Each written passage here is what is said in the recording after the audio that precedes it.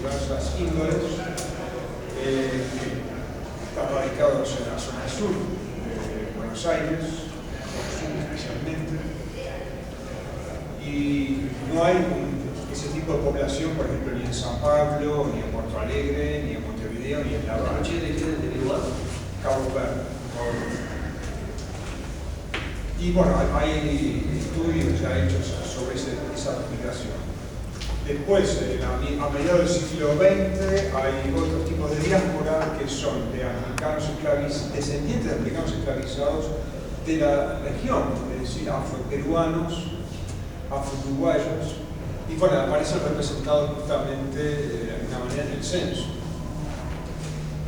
Condición que tampoco existe en ciudades brasileñas. Hay migraciones internas del Río de Janeiro, o a Salvador, o a San Pablo, pero no hay migrantes de afroperuanos en San Pablo de forma significativa, que estoy refiriendo como si lo hay en Buenos Aires, ni afro-uruguayos en Porto Alegre.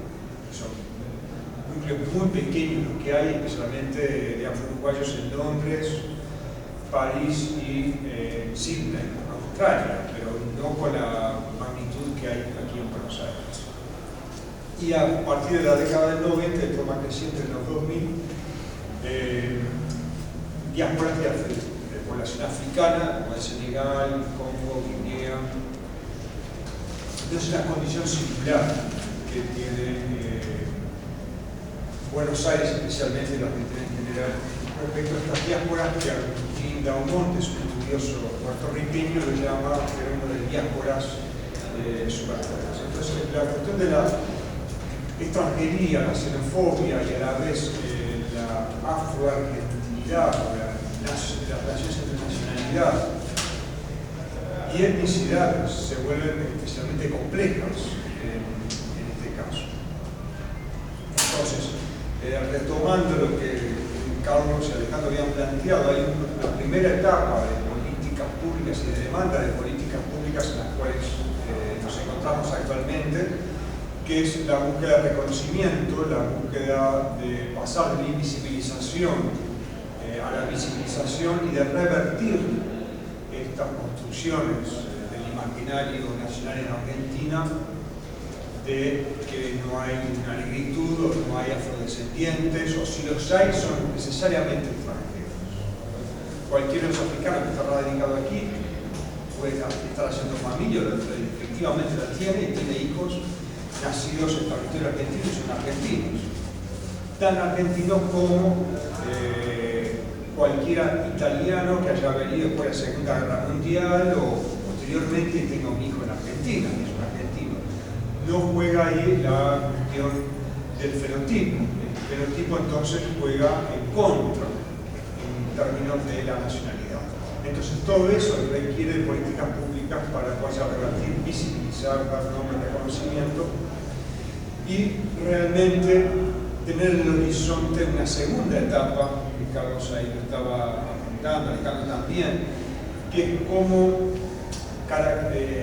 correlacionar variables, como se dice en sociología cuantitativa, entre situaciones de desigualdad socioeconómica, vulnerabilidad en el trabajo, edad temprana de entrada al mercado de trabajo, edad tardía de jubilación, o sea, de salida del mercado de trabajo, tipos de trabajo, servicio doméstico, venta en el sector informal, dificultades de formar, entrar al trabajo informal, dificultades para formar pequeño capital, para hacer un pequeño empresariado o puede ejercicio profesional. Todo eso que se puede medir cuantitativamente, pero requiere previamente la elucidación de estas categorías de autoidentificación para pasar a esta segunda etapa que sería esa correlación. ¿Por qué? Porque se pueden encontrar desigualdades socioeconómicas, pero hacer la correlación por la cual la causal de esas desigualdades socioeconómicas sean fenómenos del cotidiano, del índole de la discriminación sistémica, es otro paso.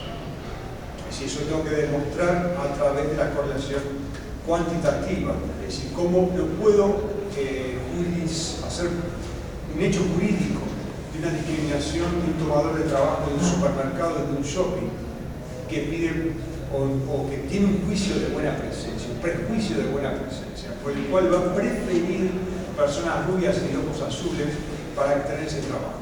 Eso tiene una cantidad de consecuencias en el ciclo de vida de los sectores trabajadores, de sus hijos, las posibilidades de alquiler, de conseguir garantías de alquiler, es decir, es toda una cadena de consecuencias.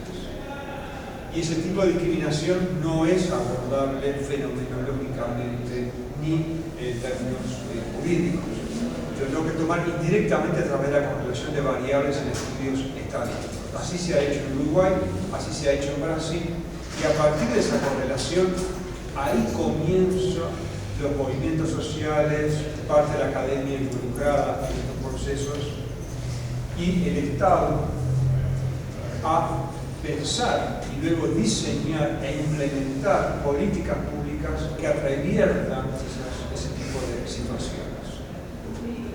Entonces sería un horizonte ya en una tercera etapa. La primera, en que estamos actualmente, la visibilización, reconocimiento. La segunda sería el relevamiento de desigualdades y correlación de estas variables. Y la tercera, del diseño de, bueno, ¿qué medidas se toman? Ahora, junto con todo este plano social, socioeconómico, se cruza con el plano cultural, es decir, cuál es la mirada, cómo se autoidentifican las personas, cómo reconocen su ancestralidad, en qué medida esa ancestralidad se manifiesta en el mirar del día a día, y eso implica o no discriminación.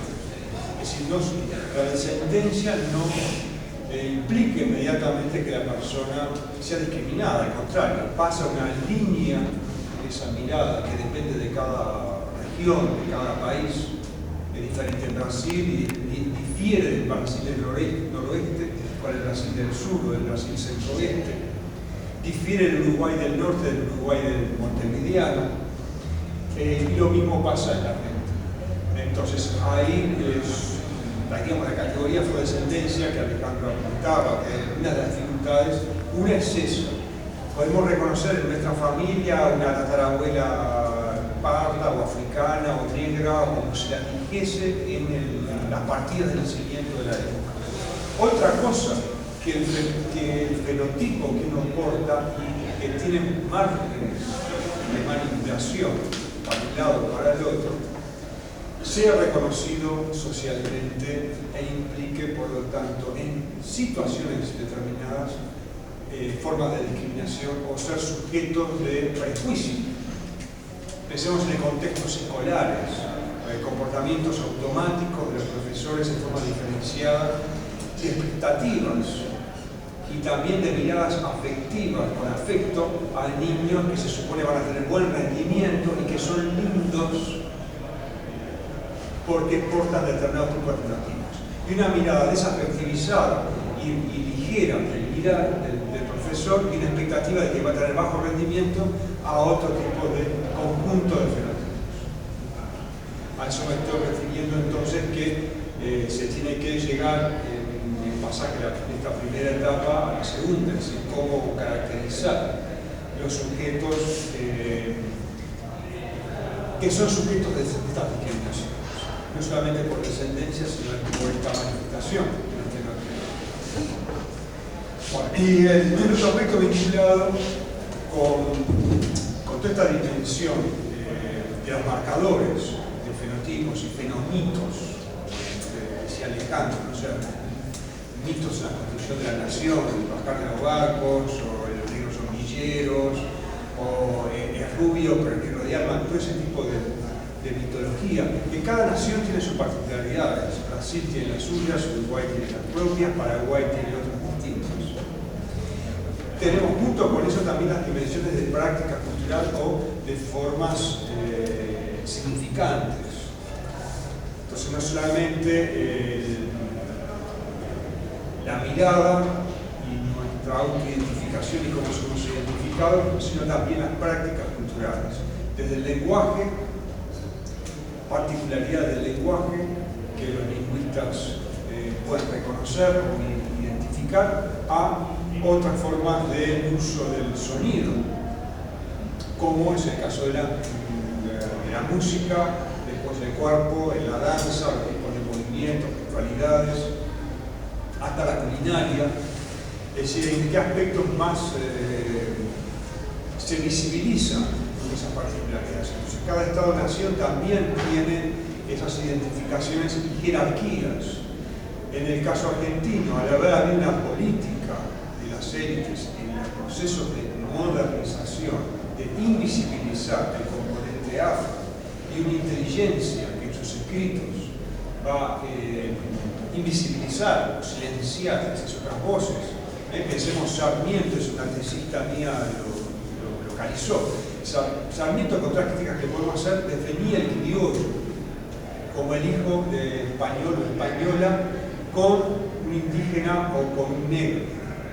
Eso era el criollo en Sarmiento. Para los textos escolares de 1920 en la República Argentina, la definición de Sarmiento fue truncada. Es el hijo de un español, nacido en esta tierra. Desaparecían los otros dos posibilidades. Entonces, es una operación. Hay muchos tipos de operaciones y ya hay, no conozco acá en Argentina, pero sí en Brasil, tesis de doctorado en filosofía de educación o en la educación que justamente hacen una revisión del papel histórico de los textos escolares respecto a la racialización de prácticas culturales, la visibilización o la invisibilización. En el caso de Brasil no está invisibilizado, pero sí jerarquizado en formas negativas o en formas exotizantes.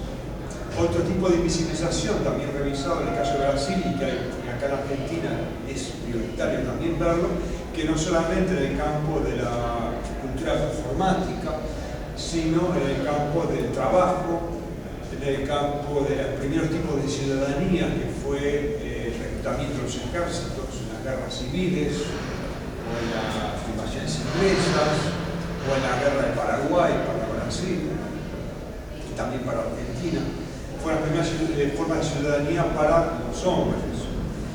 Pero además de eso, más importantemente, técnicas de teñido de telas, técnicas de metalurgia, inclusive formas de escritura en el noroeste de Brasil, en San Salvador, por causas Wolof que tenían técnicas de escritura, las llevaron para una Iberoamérica colonial, que son colonizadores españoles o portugueses, venían de sectores paupérrimos de Europa. No vino lo mejor de Europa, vino lo peor, y eran analfabetos.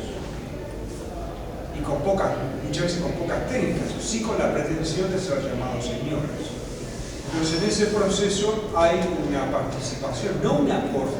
Un aporte sería, se aporta a un proceso que otros protagonizan, sino una participación muy variada, pero incidente en toda la historia de América Latina. Entonces, eso hay que retrabajarlo toda esa otra dimensión. Desde la antropología ha habido una serie de conceptos, algunos acuñados en la academia anglosajona como los africanismos, que viene la antropología de Frank Boas a inicios de la década del siglo XX,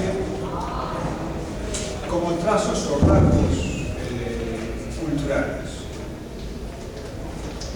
Pero el aporte del sur-sur tiene el final de la década del 40 con Fernando Ortiz, un cubano criollo, que acuña el concepto de transculturación, que es de doble mano.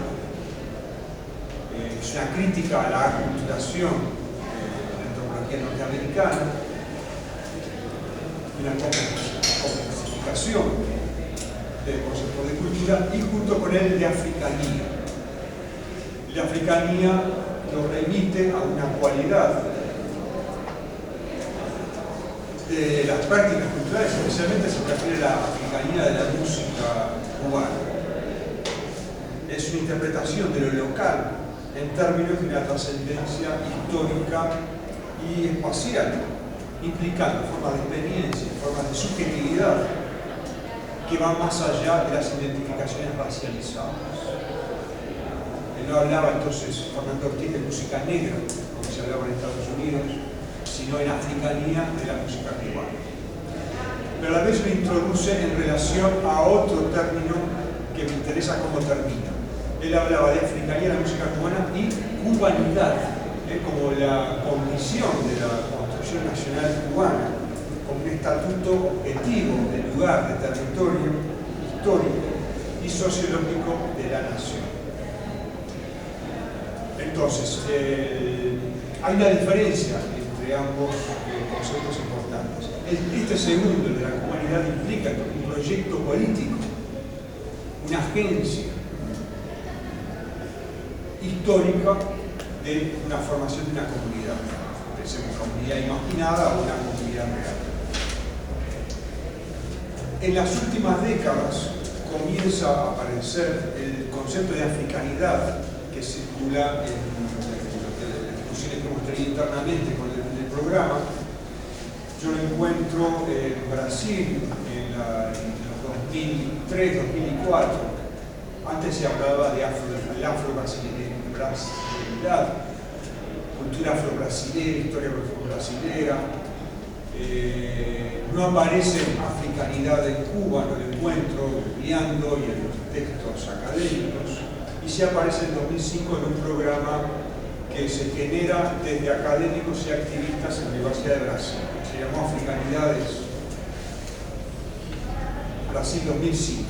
Un proyecto de educación a distancia, una diplomatura a distancia diseñada para un entorno de 25.000 profesores de las redes públicas vía internet, desde Roraima, desde Brasil hasta Chile, en el extremo sur. Y se toma justamente este concepto no de africanía, sino de un proyecto político de construcción de identidad y de significación de prácticas culturales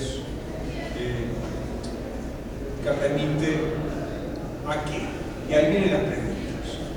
Hay una tendencia que remarca realmente la idea de africanismos o los historiadores de orígenes y de matrices históricas. O sea, lo que sea de continuidad en cuanto a un tipo de práctica o su sentido a lo largo de la historia. En muchos casos en forma celebratoria, aparece mucho en la cinematografía. Todos los años se estrena algún tipo de película que hay como un reencuentro de una práctica en Afroamérica con la práctica en determinado lugar de África. Ese es uno de los tipos de corriente que hay. El otro es transformativo, es hablar de africanidades como proyectos resultantes de las transformaciones y las creaciones culturales en el proceso del nuevo mundo de las Américas. O sea que otros tipos de organizaciones se generaron. Y hay historiadores que justamente reconocen que en cada punto del Caribe y de las Américas se encontraron senegambianos, con mozambicanos, con congoleños, en procesos de convivencia cercana que no se iban a dar en África. A la vez con un marco de condicionantes de poder que no estaban en África. O sea, de extrema dominación y de vigilancia. Entonces serían las dos grandes corrientes que hoy en día se debaten en torno al concepto de africanismo, africanía y africanidad, tanto para historiadores como para antropólogos. En esta última corriente, en el caso de antropólogos, está Segato, que es un trabajo acreditado en Argentina, que se llama La Nación de sus Otros, plantea el concepto de un códice africano, no africano, un códice de los afro-brasileños, los afroamericanos, en el cual quedan registradas las historias de resistencia y de relación con los estados-nación y las sociedades nacionales. O sea, no es un códice de una África trasplantada y que permaneció intacta en el tiempo, mientras, paralelamente, si uno lo piensa, el África subsahariana tenía dos grandes tipos de procesos: uno, el colonialismo, desde la conferencia de Berlín en 1884, que se repartió en las potencias europeas, más Turquía, del África hasta el proceso de descolonización de 1940-1950 hasta 1975, que fue Angola. Y el tercer proceso en África del Sur, que es el apartheid, quizás más parecido, comparable con el proceso de la llamada campaña del desierto en Argentina o el general Wayne en los Estados Unidos y la formación de las reservas indígenas. Pero son procesos diferentes al de la esclavitud y la esclavitud en las Américas. Entonces Segato habla de polis. Y del lado de pensadores afro-latinoamericanos, Alegría Santos Nascimento, un pensador brasileño, plantea el concepto de quilompismo en la década del 70 como una vía desde el sur hacia formas de socialismo no basadas en criterios europeos. Lo mismo Zapata Olivera, en Colombia, que plantea una idea comparable. O Jesús Chucho García, un historiador, militante afro-venezolano, actualmente trabaja también en la política, que plantea una idea similar del simaconismo.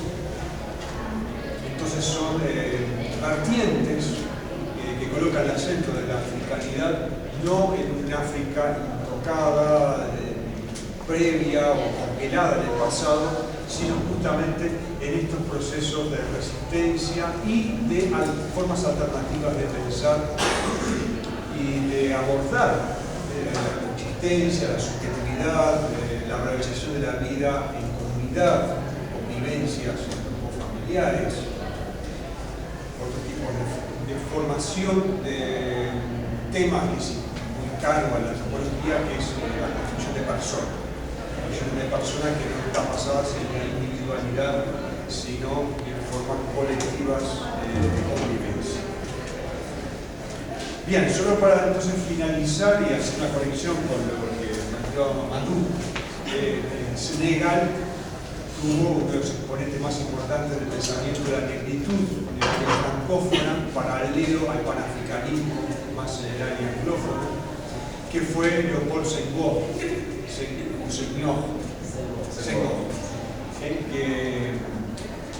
también fue presidente, el primer presidente de Senegal después de la independencia.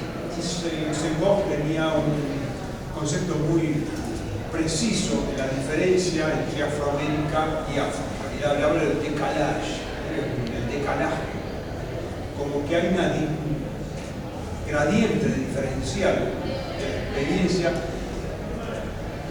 que distingue y marca como muy diferente a Afroamérica de África, justamente por el proceso del tráfico, por este proceso interculturales de poblaciones de distintas poblaciones africanas con una heterogeneidad cultural muy grande de diferentes partes de África, que se produce en Cuba, se produce en New Orleans o en Carolina del Sur o en Porto Alegre o en Santiago del Estero.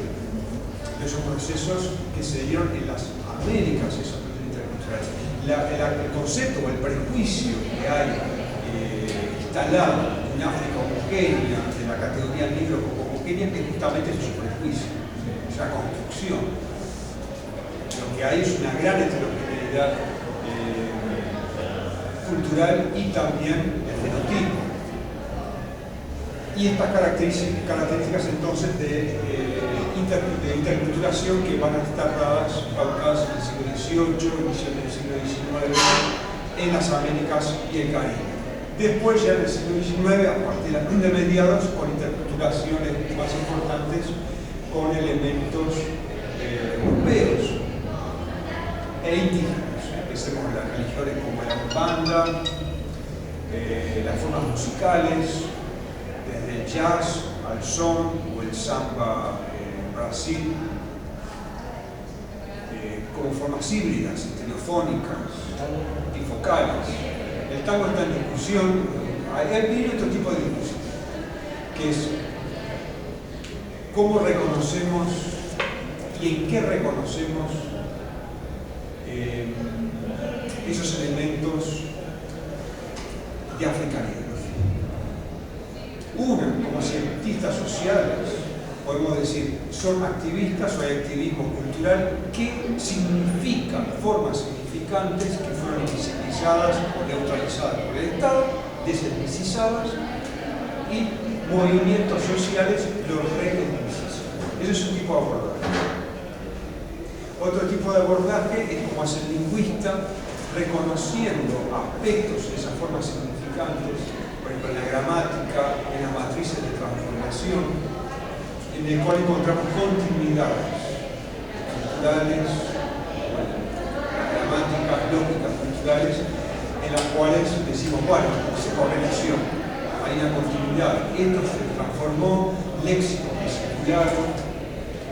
Entonces quizás en el tango puedan localizarse algunos elementos, como la milonga, pero de repente hay cambios en la gramática y también hay que reconocerlos, si hay influencias fuertes italianas, hispánicas. Entonces, ¿dónde reconocer esos elementos y qué valor y signo se coloca? Bueno, entonces es un poco esta idea del desdoblamiento entre lo que es dominación socioeconómica, dominación sobre la vida de las personas, procesos, y a la vez sobre las prácticas culturales de formas significantes, que es lo que generalmente en la modernidad se reporta como la cultura que los antropólogos la ponemos en comillas, está fuertemente imbricada con procesos de negociación, antagonismo, políticos y de poder. Es eso, muchas gracias.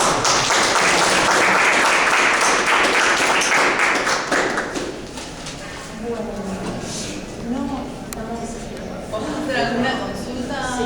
No sé, quería preguntar algo a los chicos, porque por ahí en mi ignorancia siempre me parece ver como que acá en Argentina pasa un proceso de invisibilización del negro, o sea, no hay negros en Argentina, y a su vez como que se los ve desde un lugar como un poco como el buen salvaje, ¿no? Digamos, el negro no